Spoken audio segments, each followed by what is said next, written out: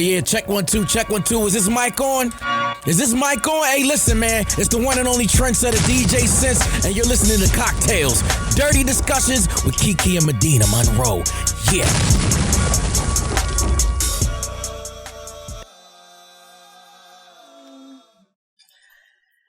Today's cocktail, ladies and gentlemen, is called What Happens in Vegas Stays in Vegas.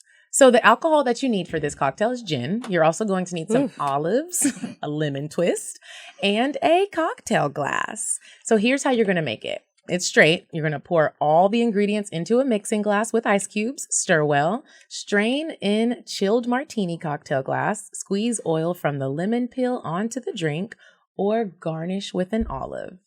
What happens in Vegas stays in Vegas. That sounds like a what happens in Vegas stays in Vegas drink. It sounds nasty. Gin? I feel like you got to be grown to drink gin. And you know what? When I first started drinking, I was trying to like catch up on less time. Mm-hmm. So I was trying to drink like the grown man drinks. Like I was drinking scotch at the bar. I'm like the only woman doing that.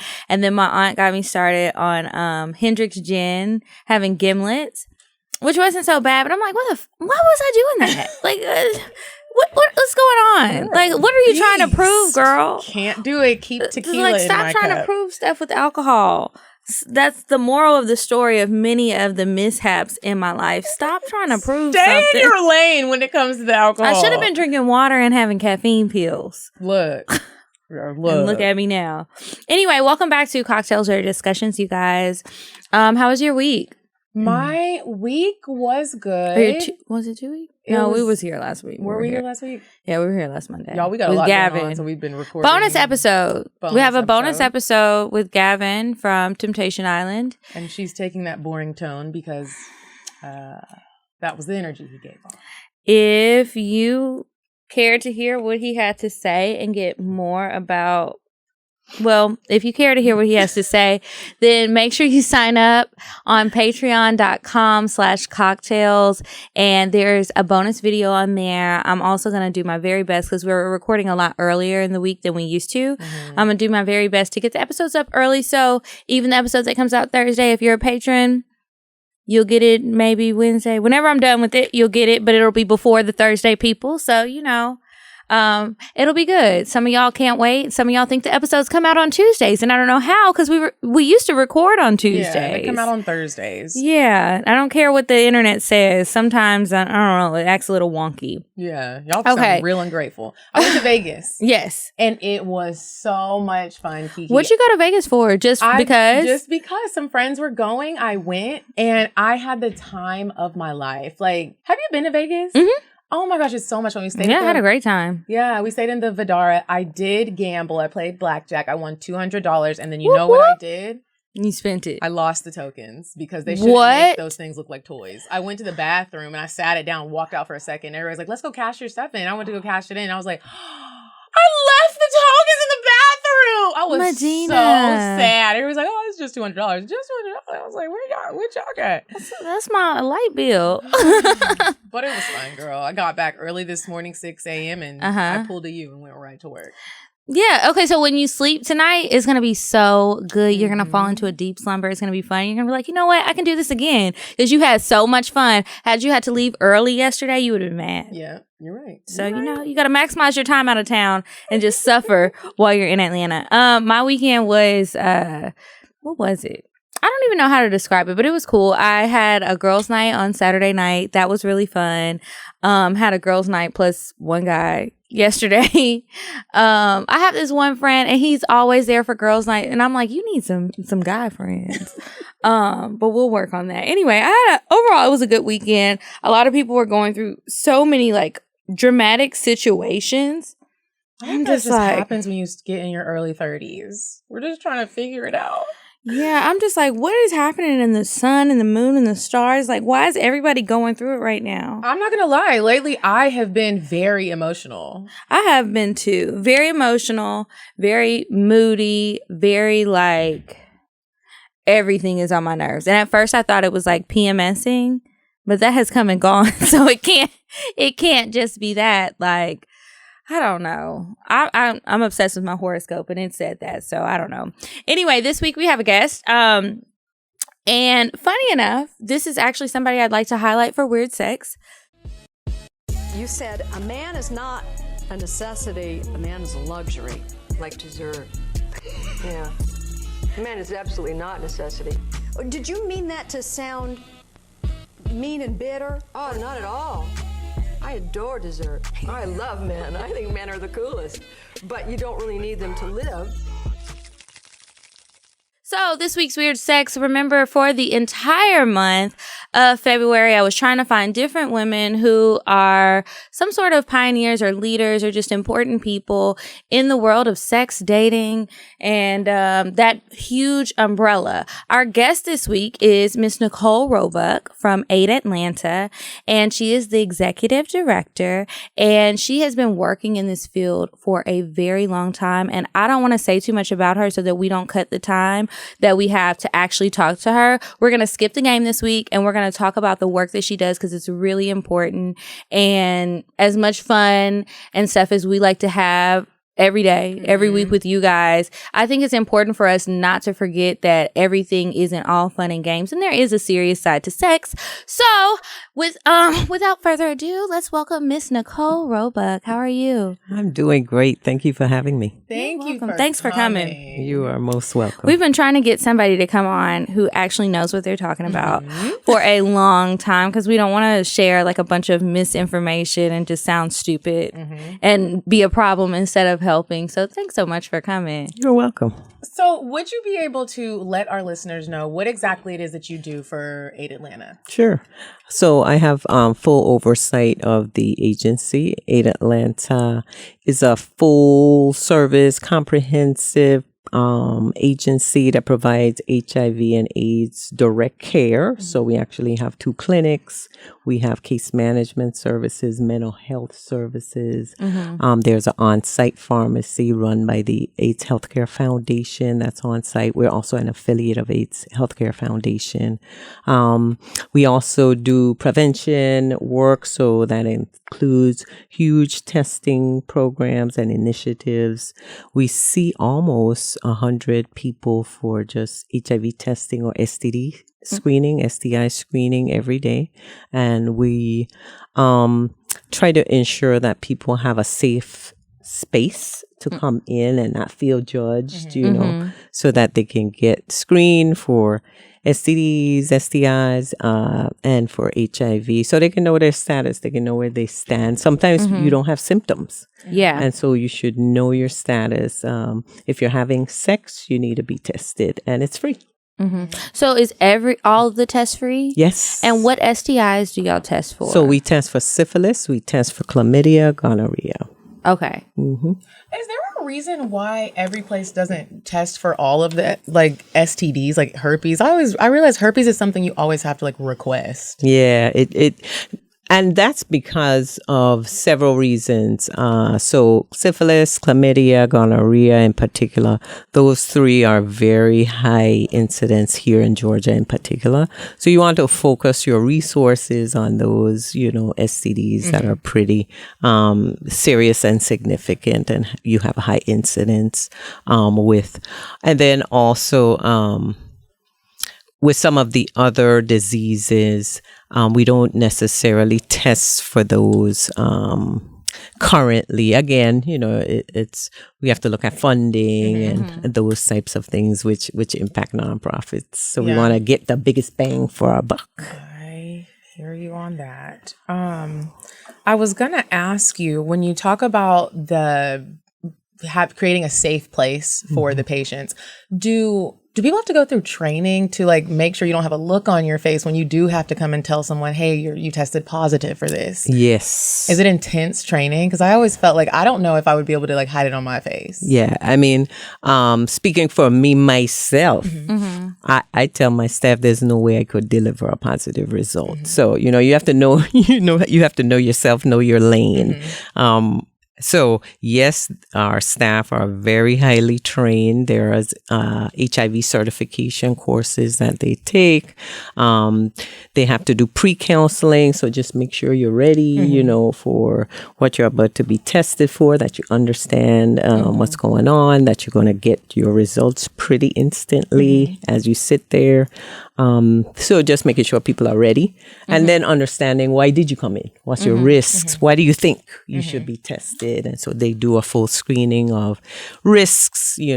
What do you think you've engaged? What kind of behavior you think you've engaged in that has put you at risk for whether it's HIV or STIs?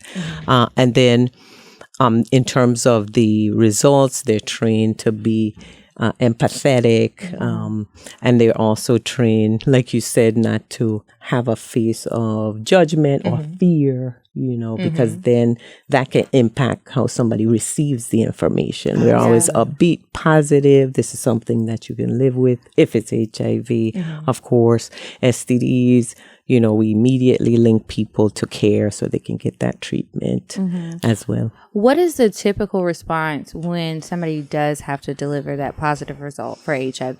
It depends. It really, truly depends. If you think to yourself, think to yourself, right now. I would be shocked. Yeah. I would faint. I would just be like stuck. Somebody would have to carry me out. Right. And then I might have a bit of rage. I met a woman. She was going to another nonprofit that helps with specifically people who are living with HIV and AIDS and homelessness to get them places to go. So I met her in the hallway and we were talking, and she was telling me how she found out when she was pregnant with a child that not only has she gotten chlamydia, but she has HIV. From the man she has 3 other children with. And she said that she cut up so bad, they wouldn't let her go home. Yeah. And they had to keep her for a while. And she was like, I'm going to kill him. And as dramatic as that sounds, I get it. Because it's like, you think that you're in this monogamous relationship, you've decided you don't want to use protection, you're not having safe sex, and then you become one of those people who has to live with this virus forever. Exactly. So your reactions or your description of a reaction is not very different from what we see. We run the gamut. We see men and women, of course, anybody kind of coming through the doors. And sometimes people have a sense, have a clue that maybe based on who they slept with, based on who they engaged in certain behaviors with, they may have maybe even known that person's HIV status. So they may have a sense of, okay, something's wrong here. And then you have the other gamut of, I just came in with my girlfriend. We just said we're going to do this New Year's resolution thing. Yeah, just that time. Do it together. Routine testing, and what the hell? When something like that happens, are you able to track who you got it from or how long you've had it to try to figure out who you got it from? Or is it no, you just...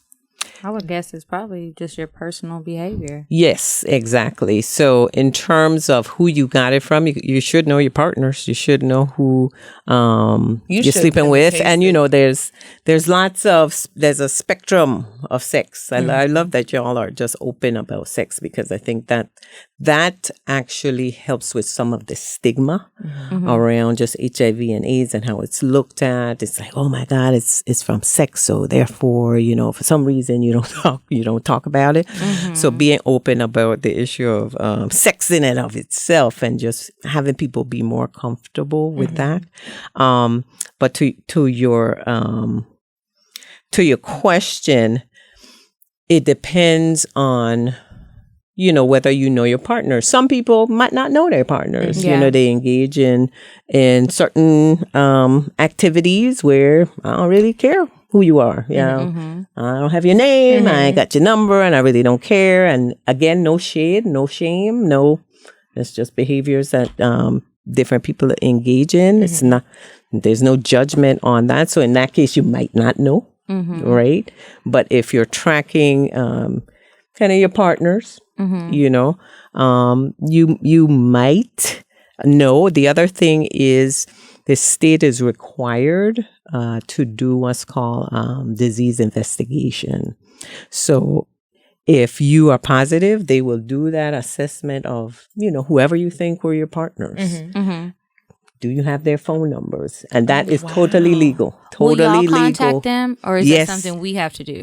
They contact them. Okay. They will contact them. Wow. Yep. And they will also, if you want to disclose as well, there are other programs that can help. Like if you're with a committed partner and you don't quite know how to explain that you have HIV, you know, there are techniques for the tips and techniques that folk would help with as well. So yes, DIS is called Disease Investigation Specialist. They would go out and track those people down. So when they make that phone call, do they give out the person's name who is infected, or do No.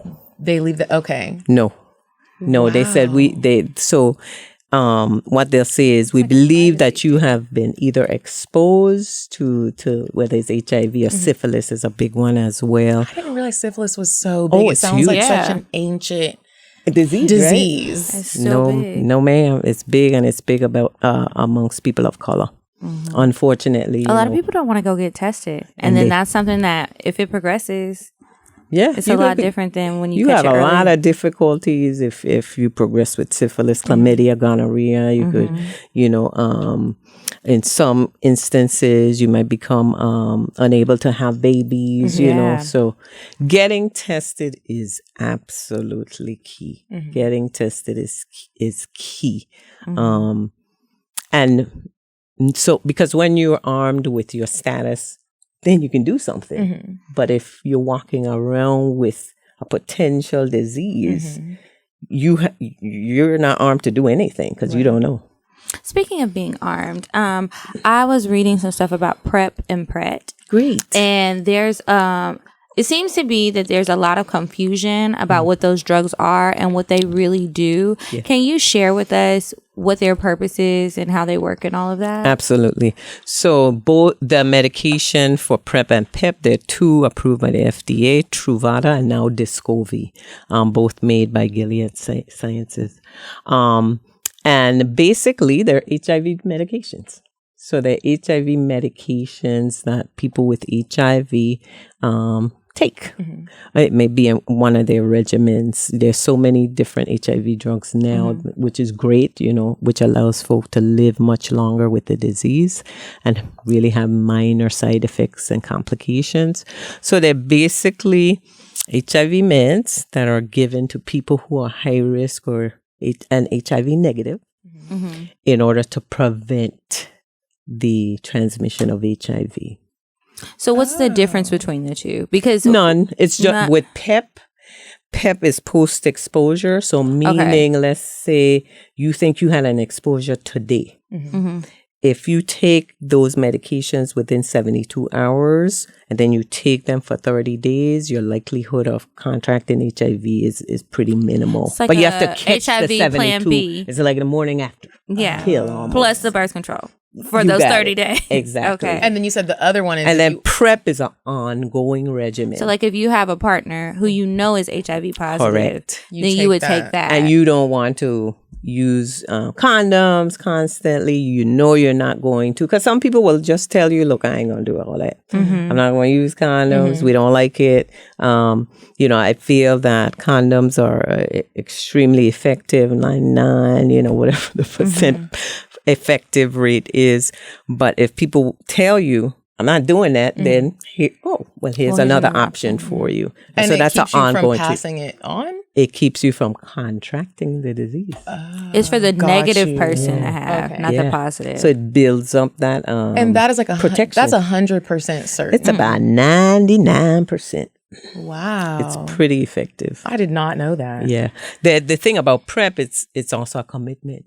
You know, so just like You have if to you're take it HIV regularly. positive, you have to take it regularly because you have to keep that medication in your system so that it combats the HIV. So it doesn't even, breakthrough is what I'll call it. And another thing about prevention and just like awareness, really, whenever I remember learning in school a long time ago, when you contract it, it could be a while before that test comes back positive. How long can it take? The window is about, I believe it's 3 weeks of a window. But even then, you may be asked to come back because sometimes those tests come up as indeterminate. And so they'll tell you to come What back is indeterminate? again. So you're kind of in the window where you're what they call seroconverting. So it's not quite, remember the test just reads the antibodies in your system that are building up to fight something that's attacking you. So it doesn't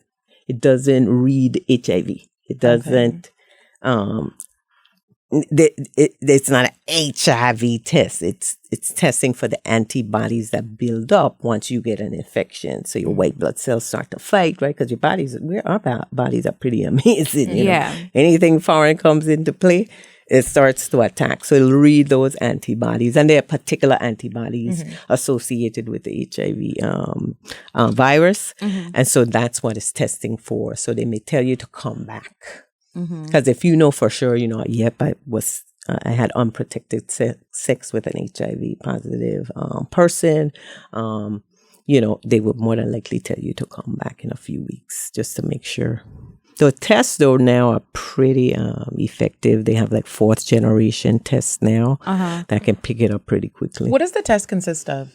Is it that? I don't know. In terms of ingredients, what's in it? No. Like, is it like a prick on the finger? Oh, yes. Is the Insti test is the one that's most popular. There is also what's called the OraSure. That was kind of the first line of the what they call rapid tests.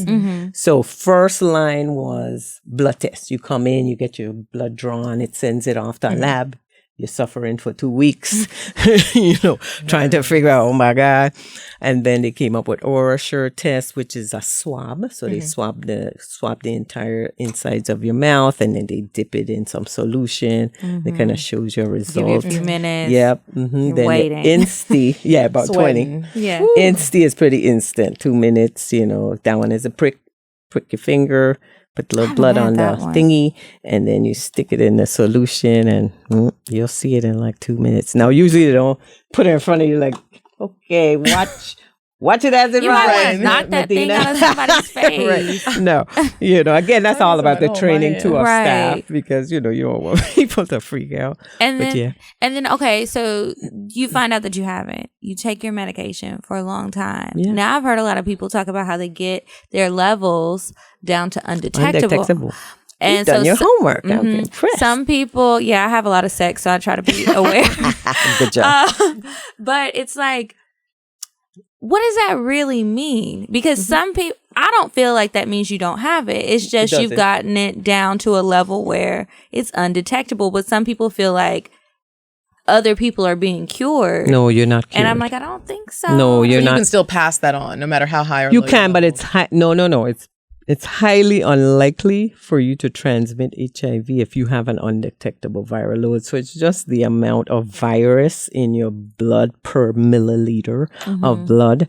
And the more virus you have in the blood, the more your ability to spread or infect somebody else. But it is still possible, right? It is Just possible, small. but very tiny percentage. That's why the message to our patients and our members is get you to undetectable, get you to an undetectable status. Because really, it's HIV positive people, right, that pass the disease on. Yeah. So you're even though they call it, which is interesting, secondary prevention, your first line of prevention is with people who are HIV positive, because you can't get it just standing up there, sitting in a seat. So you have to have sex with somebody. Right. You can't get hugging, kissing, sitting on the chair that somebody just touched, eating behind them, fork. We still have people who think that, though. I mean, I know you're not surprised, but we still have people who think that kind of stuff. But so first line of prevention in our business is making sure that our patients get to an undetectable status. So that means they're taking their medications. They're coming in regularly to get their labs drawn.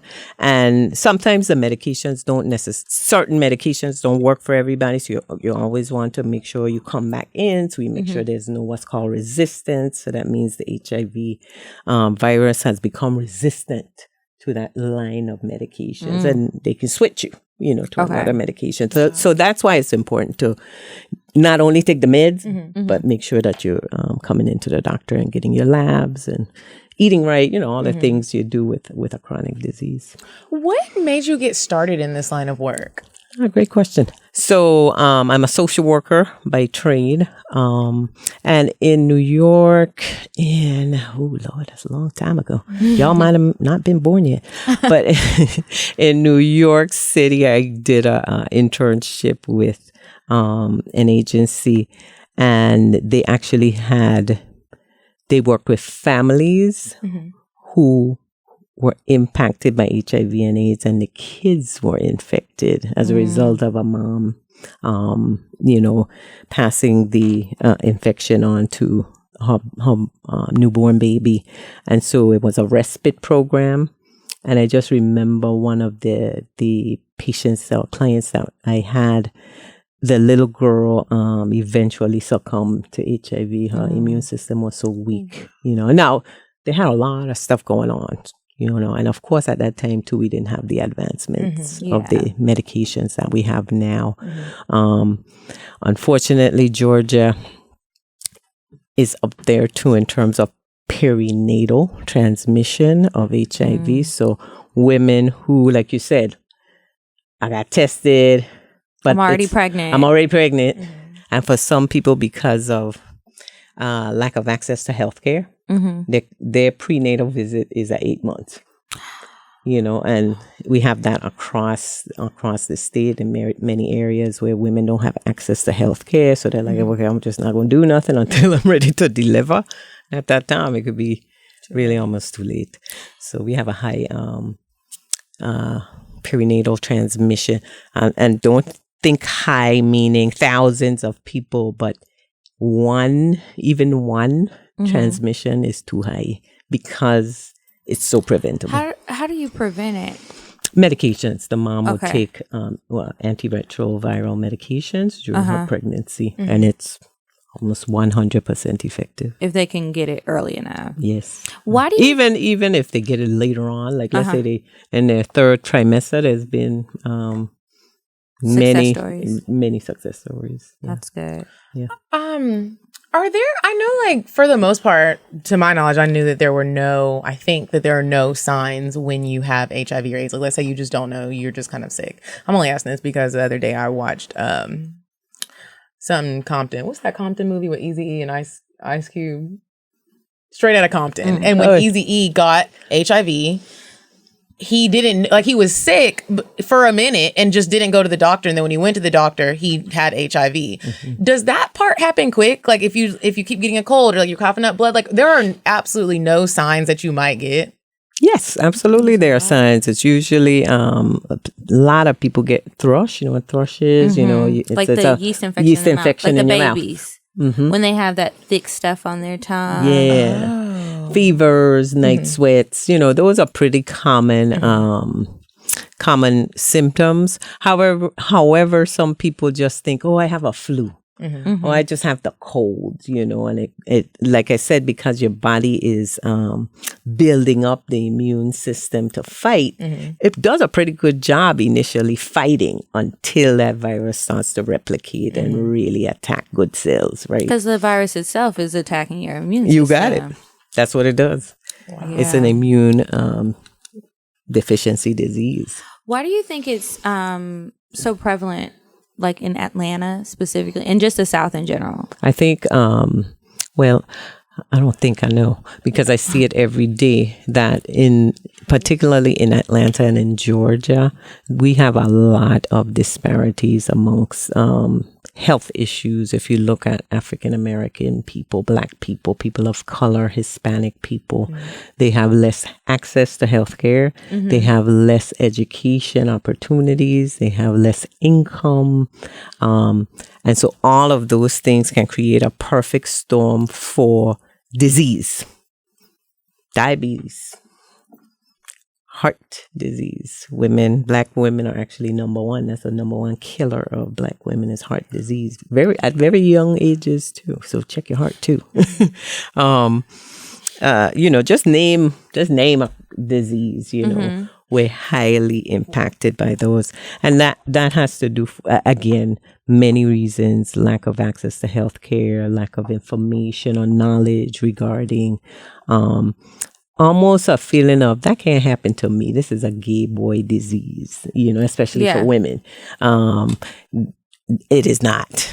And so a lot of people try to attribute it to that, like especially with Atlanta. When I hear stories, they're like, "Oh, it's because there's so many down low men. There's so many gay men. You got to be so careful." I'm like, first of all, it's gay men and down low men everywhere. You got it, whether you think it or not. That's right. But they're not the only people who get it. That's right. So there are lots of other, like you said, it's like that sexual behavior is really not that different from West Coast, East Coast, Montana, Indiana. The sexual behavior isn't really that different. It's the access, what we call in the field social determinants of healthcare, which impact disease and disparities in disease. So including, like I said, lack of access to, if you don't have income, right? No insurance, right? That means you're going to be depending on a system for you to possibly get insurance. Many of the southern states did not expand Medicaid. And you may say, well, what that got to do with anything? Well, if 800,000 people who are currently uninsured, but they're poor, could have gotten Medicaid, that gives them way more access to healthcare versus, like we were just saying, sitting at home suffering, and it's not until my toe falls off that I'm going to go to the emergency room, until something really, really feels bad that I'll go to the emergency room, because I don't want a bill. I don't want to go to the doctor and have to pay the doctor. I don't have any money to pay the doctor. That's the first thing they ask you when you show up to the front desk. Able to get there. Absolutely. Like getting there, transportation. Country, you got it. And then getting the medicine if you need to go. So you find out you have it, then it's like, okay, well, I can't afford this.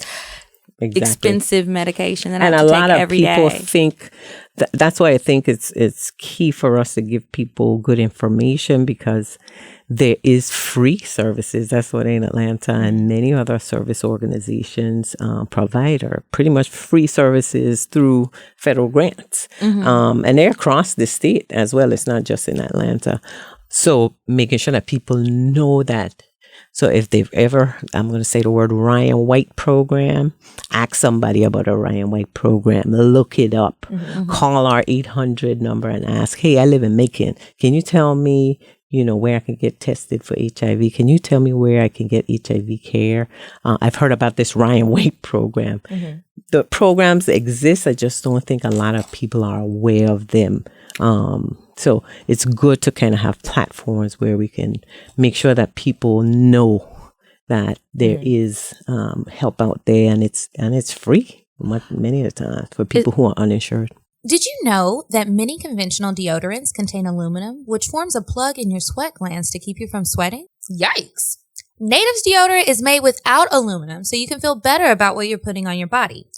Native deodorant is formulated without aluminum, parabens, or talc. It's also vegan and never tested on animals. And it really does work. Making the switch to an aluminum-free deodorant does not mean you have to sacrifice on performance, meaning you don't have to worry about being musty. You don't have to worry about having sweat stains in your shirt. I was not always interested in natural deodorant, aluminum-free deodorant, but I subscribe to Native now and I love it. I get the lavender and rose scent. It's my favorite. It feels good. I'm still dry throughout the day, but it's really good. You also get free shipping on every order, and Native offers 30-day free returns and exchanges in the USA. Still not convinced? Check out the over 9,000 5-star reviews from happy customers who made the switch to Native. With over 10 scents, including the classics and rotating seasonals, you're guaranteed to find the one that you love. Their classic scents include coconut and vanilla, which is the most popular, lavender and rose, which is what I use, cucumber and mint, eucalyptus, and mint. For 20% off your first purchase, visit nativedeodorant.com and use promo code CockTales during checkout. That's nativedeodorant.com and promo code CockTales for 20% off your first purchase. Is there with those programs, do any of them offer transportation for people who may live too far to get there on their own? Yes, we have a program that's in the LaGrange district. It's Public Health District 4. It covers 12 counties. And the healthcare center itself is in Noonan, Georgia. A little bit more cityfied than some of the other counties, but we provide taxi cab services. There's Uber Health. Uber actually has a health service where you can contract with them. Everything is protected in terms of people's personal health information. They go get them, bring them back, take them back. So, and we have MARTA cards at 8 Atlanta for, more in the city where there's access to buses and train lines. So yeah, we have medical transportation services. Medicaid, if you have Medicaid, has transportation services. So there's a lot of stuff out there. There's People stuff just out need there. to stop procrastinating. You got it. Stop And procrastinating. ask somebody. Ask somebody. Ask Google. Yes, ask Google. Ask Siri. Email us. Yes. We'll remind you. Ryan White program. Just all you gotta do is look that up and you will see many services. Do you know what the average time span someone has now when they are infected with HIV or AIDS? Lifespan? Is it a lot of people think about it. It's like, oh my gosh, I got AIDS, I'm gonna die. No way. That's no longer the case. In the beginning, in the 1980s, when there were no medications, they were experimenting with cancer medications, which actually worked. Cancer medications? Cancer medications were the first medications they used on HIV-positive people that they showed success in terms of treatment. And they just, started to improve the technology of medications. There should be no reason why people die with HIV in this day and age. No reason. So that's why you think about those social determinants of healthcare. You talked about housing. We do have a housing program as well for people living with HIV. You talked about healthcare access, medical transportation access. All those things truly impact how people get into care or not. Because the technology is there. It's proven. You take your medications every day as prescribed, you will hit an undetectable status. And you can live a long, full life, quality life, work, have children. So no more brown people should be dying with HIV and AIDS. So I have another question. So let's say someone is infected with HIV or AIDS and they're living their semi-healthy lifestyle and they're moving forward with their life. They meet someone and they have to tell them that they are infected. Is that do you guys, I would assume that someone needs a therapist to even get to the stage of where you can be like, absolutely, let me tell you something, I have HIV or I have AIDS. Yes, we do have mental health staff. And what is that, what advice would you give to someone that has to have that conversation? Not even with someone you're serious with someone that you just like. It's a process. It's a process, and it's not an easy process. I'm not going to sit here, even though, like I just said, there is 100% hope. There's 100% effective treatment for HIV. The person is still a person, and they still have to interact socially with folk. And it is a disease that's contracted through sex. So that's why it's good for people to be armed with the information, right? If you know that you are not adherent, what they call adherent to medical care, you're not taking your medications. And it might be because you are depressed. You have anxiety, you're afraid, you feel hopeless, I would suggest that you kind of rethink your behaviors during that time frame, because you're just putting yourself and somebody else at risk. So yes, mental health, emotional wellness is key to healing. And therapists just work with people to kind of get them to a point of readiness. Get them to a place of understanding the disease itself. You know, it's science, you know. If you do this thing, that thing, and that thing, and that's how you can explain to your partner, you know, hey, I'm undetectable. Let me tell you what that means. You know, very unlikely for me to transmit the disease. But if you feel concerned, nervous, we use condoms. That's effective on top of effective, you know, and you can have those types of conversation. But it's hard, you know, that as women, I'm sure you've been talking about it in your forums, that it's hard for women first to even feel empowered to talk about sex first, and then to talk about how we're going to negotiate this relationship now, you know. But you're always in control. If somebody can't accept who you are, what you got, next. Yeah. Because there are people that many people, married people, with HIV, men, women, successful relationships. You don't have to be HIV, you have to hook up with the HIV person in order to have a quality life. But you have to take control of your own life and your own narrative and be able to say, well, I get it. I get if you're not able, you know, to accept this or to deal with it. So I got to move on. And it's better to do that in the beginning versus you get into a relationship a year later, right? Woo. What would you think?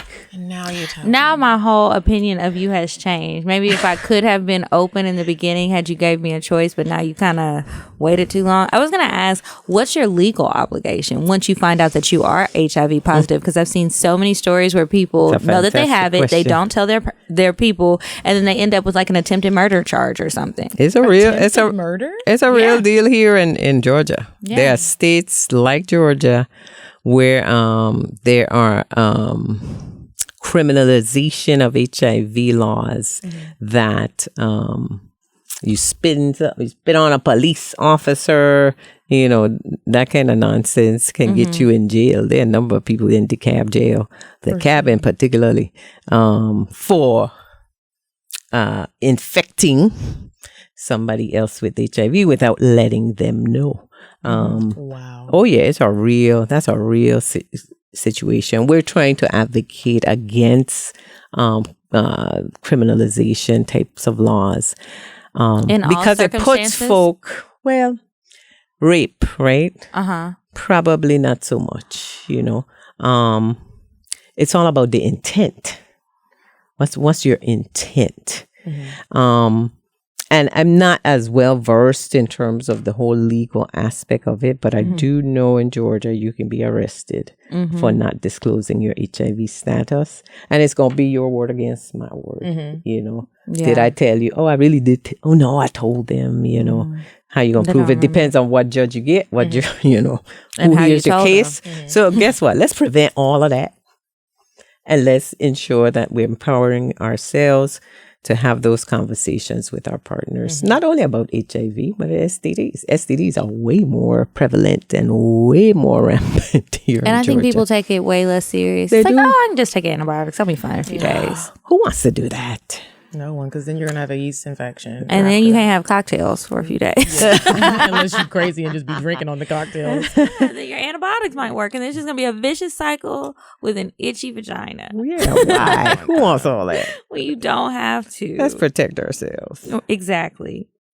I was going to ask you, is there a level of sadness that comes with the line of work that you do with your job? Yes, there is. There's a level of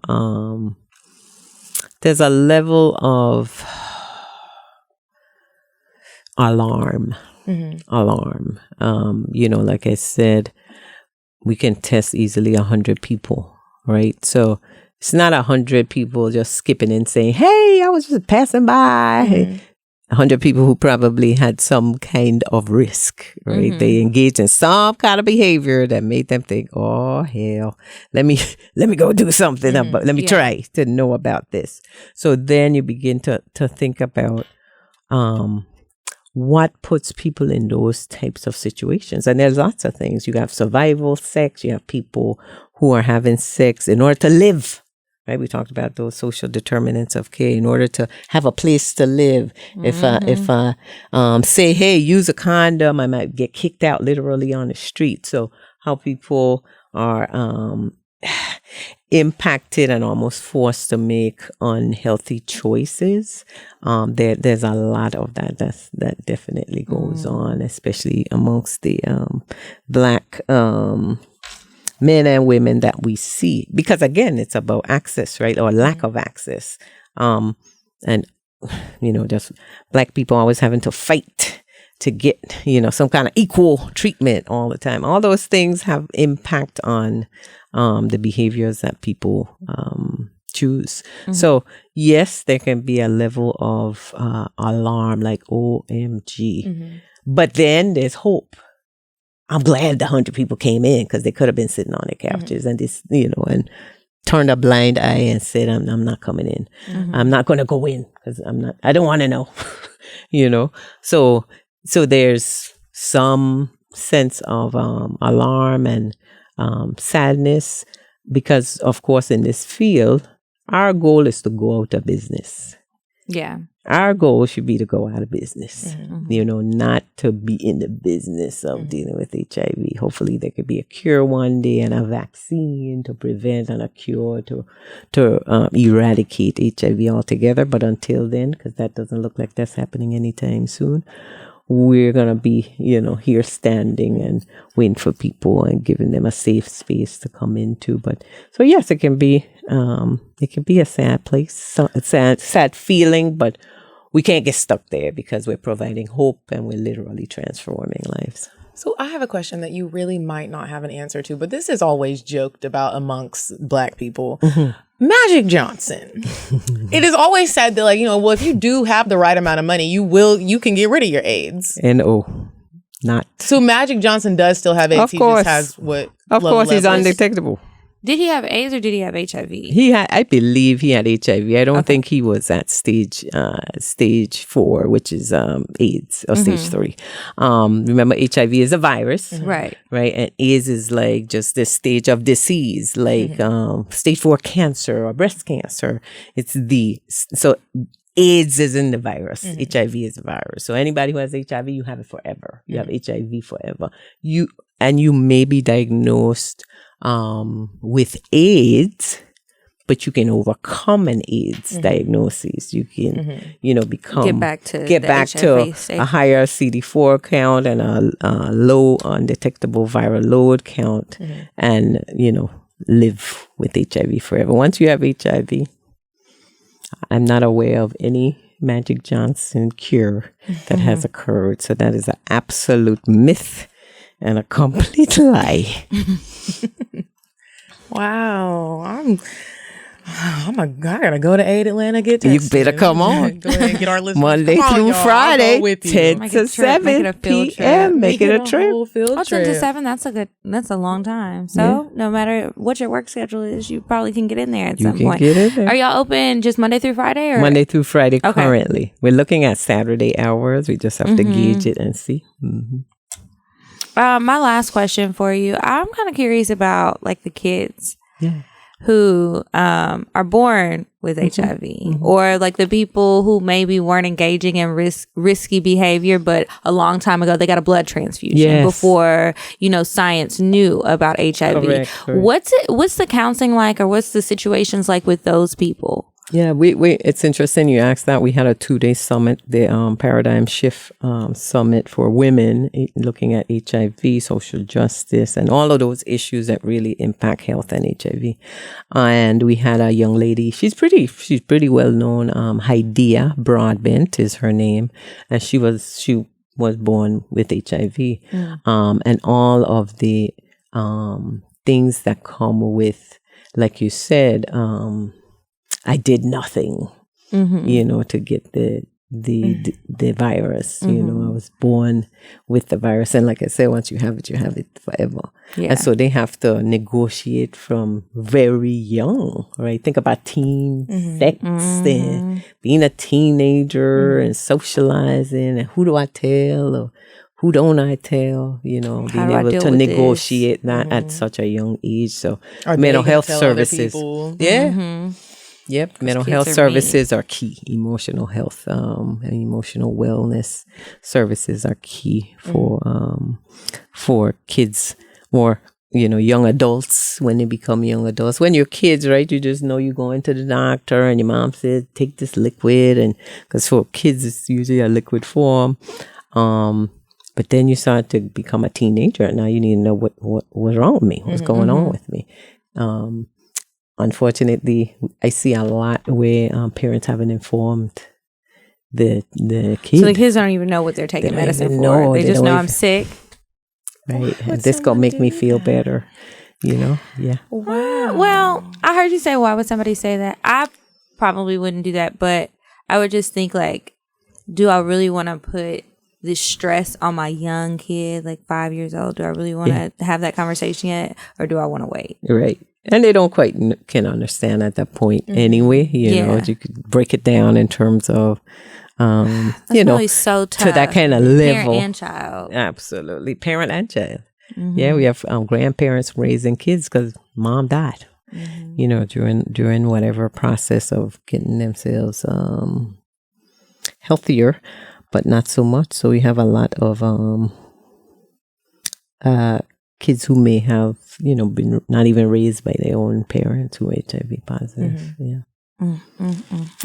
You talked about Easy E too, and I think it's, if any message that not necessarily even about HIV, right, is Black people, if you're hearing me, go and get care.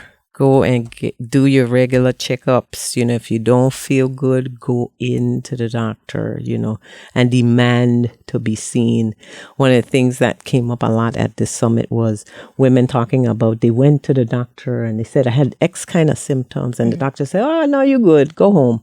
And it was something serious that turned into something. So, know your bodies, get in care, that's the way that you can save yourself and potentially save others, save other partners as well. So go to the doctor, you know. Go to the doctor. Go to Aid Atlanta. Look up the Ryan White program. Yes. Before we move on to Indecisive Diane, are you able to give our listeners like some stats about Georgia or Atlanta, whatever you do have? Yes, I sure do. So in Georgia, we have almost 58,000 people living with HIV. Of that, 24% of those are women. Of those women, I would say a good 90+% are Black women. Black women bear the highest burden of HIV, as well as Black men who have sex with men. They bear the highest burden of HIV. In Atlanta, we have about 40,000. So if you think about 40,000 compared to the 58, right, that's a pretty significant chunk of folk live in Atlanta. So you're thinking of Metro Atlanta, it's about 20 counties. So people just think about Atlanta proper, Fulton County. Don't forget all the other counties that are in 20 county EMA, places like Fayetteville and, those counties are also in Metro Atlanta. Rockdale, where I'm from, in Conyers, Gwinnett County. And there are 4 top counties actually that are actually going to be receiving some additional funding through the Ending the Epidemic plan. And the 4 top counties in Georgia are Fulton, number 1, DeKalb, Gwinnett County, and Cobb County. Clayton County is a close 5th, so don't sleep if you're in Clayton County as well. Don't sleep, look. So there are it's huge incidence here. Like I said, we bear almost 3 times the burden of our white counterparts in the South. Crazy. I really think that Aid Atlanta should maybe set up outside of the clubs. And when you see somebody going home with somebody, do y'all know each other's status? Make it real uncomfortable. Everybody will be looking at each other like, well, we do have outreach in clubs, particularly the gay clubs. Really? I've seen it outside of Bulldogs Have you seen, a lot. Never seen it. Yeah, it's like a HF has little a mobile van. testing unit. HF has a mobile testing unit. Black van. It looks pretty cool. It's funky. You could do everything up in there. They could test you, draw your blood, get your test results. Get some condoms. Get you linked, get you condoms. Get you linked into care. They can set up an appointment for you if you happen, to be positive. Yeah. So look for that HF van. All right. You Mobile heard it. testing. Right here on Cocktails. Well, thank you so much for coming. We are going to go ahead and move on to Indecisive Diane, get in a quick advice and cocktail segment before we say goodbye. Thank Y'all you so thought much. Nicole wasn't going to share a cocktail? She's going to share a cocktail. I'm so excited. Would you stop thinking about what everyone wants? Stop thinking about what I want, what he wants, what your parents want. What do you want? What do you want? It's not that simple. What do you want? What do you want?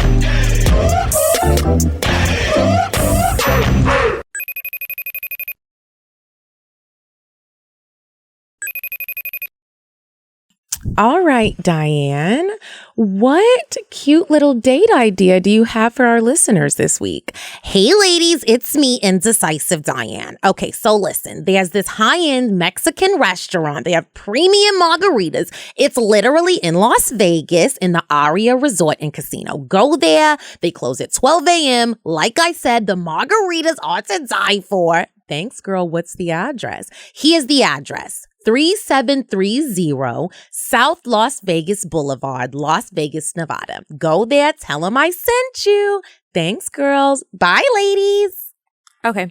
All right, guys. And now we're back and it's time for advice. Remember, if you want to ask us any advice, email us at askcocktails@gmail.com. I have one pulled up that says, am I really about to be single after 2 years and 2 months? That's what I had. Okay. Hey friends, hey, I am literally going through this problem as I type.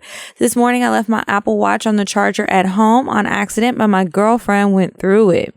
She initially texted me about the text thread between me and my best friend /ex. There's a whole different advice letter I need to send.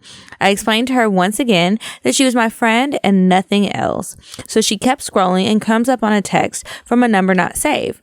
Within the thread is a picture of a man and him telling me he still misses me and have a good weekend. I told him I missed him too. Who is the guy, you ask? A coworker. He and I have never had sex. He's never been to my house. I've never been to his. The most we've ever done was meet up after work for drinks and kiss. That's it. Tricky thing is, I've never mentioned him to her because I didn't feel like he was relevant to mention. He's not an ex, a longtime friend, nothing. And the only reason I said I miss you back is not to hurt his feelings. I also didn't want to tell her because I knew her mind would be wondering when I go to work. But of course, she ain't trying to hear that shit. I've apologized multiple times within the past 4 hours, admitting my wrong, saying how I fucked up, I hate it, and I don't know how to fix it. It doesn't seem like we're going to break up, but I don't want to be in a relationship where I'm under a fucking microscope. We've never had any infidelity issues or anything, but since I withheld this person from my past, she feels as though she can't trust me. What would Kiki and Medina do? Shit, what the fuck should I do? Signed, I fucked up this time. I'm confused. This is a girl writing an email about her guy coworker, but she's with a woman. Is that she's with a woman? Okay, yes. I was making sure. And so she has an ex that I think is a woman that she was texting, and then she has the coworker that she was talking about. I miss you. But the ex is also her best friend, so it's a little too close to home, girl, and you know that. Yeah, that's a little too close. Nicole, do you have any advice? That is a great one, and it's really interesting that I'm on here to hear that question because it just shows the fluidity of sex, right? Women with women, women with men, men with men, men with women, trans with trans, trans with women, group sex, all of the things that you can think of. I think when I first heard the the post, Mm-hmm. I immediately reacted and said, well, there sounds to be like there's some trust problems here, Mm-hmm. and probably have been around because somebody wouldn't respond that quickly and want to end a 2-year relationship based on a text. Mm-hmm. If something ends based on a text, there's something wrong with that relationship in the beginning. So there sounds like there probably were trust issues in the beginning that they haven't resolved. And I don't think that until they resolve those trust issues, that they'll be able to move forward in a way that's honest and transparent, where you can build that kind of intimacy with folk. Trust kills relationships. Even though you say, I forgive you, and Sometimes that's a do lie. you really forgive them? Because you're always going, there's a reason that person is checking their phone in the first place, right? That means something has happened before. Something's up. Yep, so something's up. So And then- check your trust meter. And you need to check your honesty meter to the person who wrote this in, because you're saying you don't think you'll break up, but you just don't know. Like, you have all this confusion. You kept the secret about the coworker who you're flirting with. Let's call a spade a spade.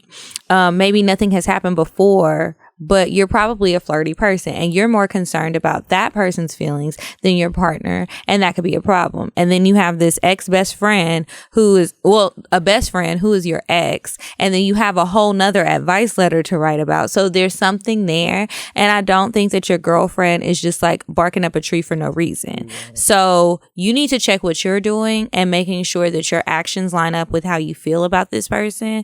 And that if you don't want to lose them, you need to tighten up. You can't make excuses for keeping all of these people in your life that make this other person feel uncomfortable, because you're not respecting the relationship, is what it sounds like. But good luck, girl. Let us know what happens to send in that other advice letter. I don't even have anything to say. Just be honest. Just be honest. That was such great advice, y'all. Wow. Okay, so now.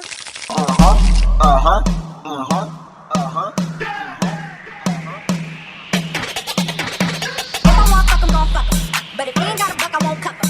Spend 100 on me, it ain't nothing. One to double D, so stuck.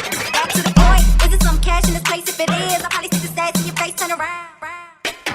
Once upon a time, not long ago, I was a hoe. Oh, wow. Okay, so now we're going to move on to our cocktail segment. And I'm going to read. I have one up. Do you want to read one, or do you want us to just read? You can just read one and she can do one. And then I have a real one for the next episode. But I know we're tight on time. Okay. So this one, the subject line is my boyfriend gay? Maybe. I recently found out in high school my boyfriend would meet up with a gay friend of mine in the bathroom and get a blowjob from him. There were rumors that they made a sex tape, and when I started dating him, I asked him if this was true, and he denied it. But my friends told me that it was true, and to tell him I saw the video. I later told him, don't lie. I saw the sex tape and I knew it was him. He admitted to it and told me he didn't like it and would never do it again. So I believed him. Later on, it came out it happened multiple times, and I asked him again about it. And he said the same thing, that he didn't like it and it was a mistake, so forth and so forth. I was clearly bothered by it, and it took me time to not think about this. Flash forward 2 years of dating, and we are now in college, and a friend of ours both told me that my boyfriend made a secret Snapchat to contact the gay man and showed me there was a video on site of the gay man giving a blowjob to an unknown guy, which kind of looked like his dick, and was also in a bathroom, but I couldn't tell. I couldn't get it out of my head. And I of course asked him, and he denied this, but he seemed very convincing. What do I do? Is my boyfriend gay? The gay man he got blowjobs from is very feminine. Does that matter? Thank you. I think those are two perfect. The advice was great that you're here, and even this one is great that you're here. That was supposed to be a cocktail. It was like a cocktail advice cocktail. It's definitely more of an advice. Drink more cocktails. I'm gonna go with he probably is. But and you always again have that fluidity. You can be bisexual. Yeah. People might not want to be categorized in this one box. You know, people. That's why I love what Kiki said, which is you need to take control of your own shit. Make sure you figure yourself out, because clearly there were signs back in high school that you ignored. So don't start asking questions now. You already know the answer. And it's okay, whatever the answer is. Again, there shouldn't be like a judgment on, okay, this is the answer. So, okay, let's say he says is yes. What you gonna do? That's the next thing. That's the next question. What's your next move? That's what you need to think about. If he says yes, what's your next move? If he says no, which he's been telling you, which is clearly a lie, what you gonna do? That's your two choices. What you gonna do? What you gonna do, girl? I hope you figure it out, because I do know sometimes we all do ask questions where you do know the answer. You know it. I do that all the time, weekly. Go with your gut and, girl, figure out what you're okay with. Yep. Like, do you really care if he likes men or not? Because I kind of feel like you don't really care. You just don't want other people to know that he's into men too. You got to figure that out. Open up your mind. You got and it, tell girl. him to tell you the truth. All right, Miss Nicole. A good cocktail. Oh, Lord. It could be current. It could be from when you were in high school or college. That's what I'm thinking, because were you wild? I was. I'm so innocent. Let's let everybody believe that. But I remember in high school, I'm glad my parents are not here with us anymore, just for this particular story. But I would, I had a boyfriend, and everybody knew I had a boyfriend, so that wasn't the secret, But the secret was, before I would go out to majorette practice, I would go see the boyfriend in the opposite direction, and in St. Thomas, where I'm from, the bus on the right side is going to the west, and the bus on the left side, it's going to the east. Well, I would stand on the east side until, people are not watching. Then I jump to the west side and go on down to the boyfriend. Unprotected sex, I must say. I was a dummy at that point. I was not that knowledgeable, not that educated. I could have been STD infected. I could have been HIV infected, and I could have been pregnant. Yeah. And so, I just look back at that time, and I think about, I have a daughter, she's 19, and I see young people all the time, and I wish that I had this information that I shared today. I wish I had that information. I wish my parents were more,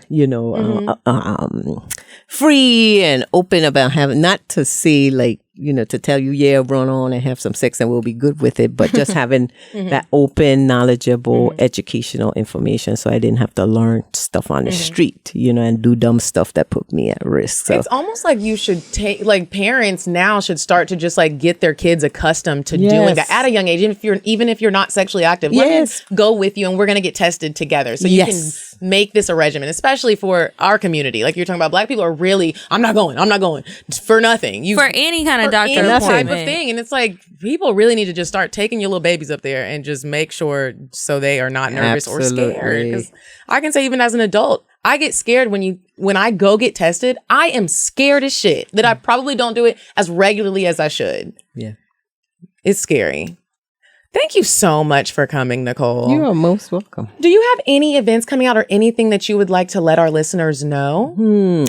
International Condom Day. Come on, get all those condoms you can. Is on February 14th. No, that's the perfect day. That's the perfect day. International Condom Day. Come on out. Come to 8 Atlanta. Get those condoms. And get yourself tested, and so you're ready for that nighttime rendezvous. Yeah, that's coming up right on Friday. Come on out and, get yourself tested. Like I said, pick up some treats. We're going to have cool treats and stuff like that. Happy Valentine's Day. Get some condoms. Happy Valentine's Day.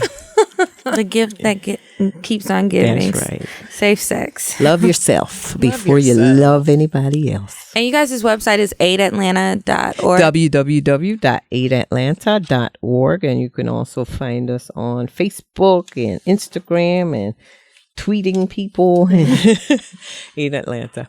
Everywhere. Okay, well, thank you thank you guys so much. Remember to send your cocktails or any other emails where you want to just collaborate with us, advertise with us, any of that good stuff to cocktails.atl@gmail.com. And also remember to check us out on Instagram at Cocktails Podcast.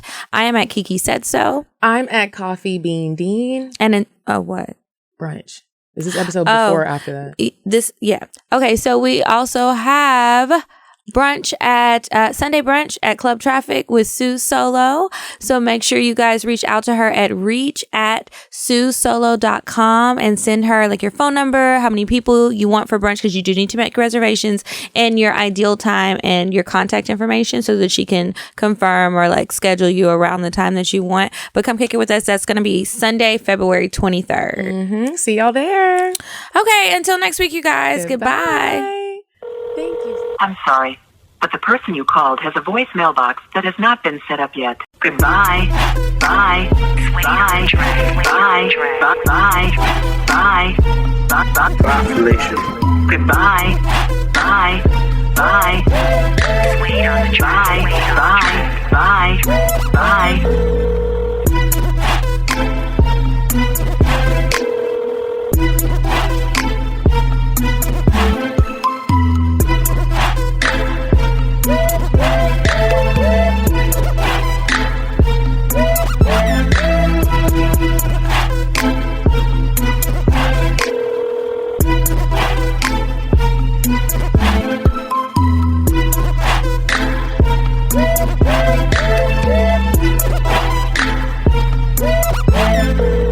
Goodbye. Bye. Bye. Bye. Bye. Bye. Bye. Population. Goodbye. Bye. Bye.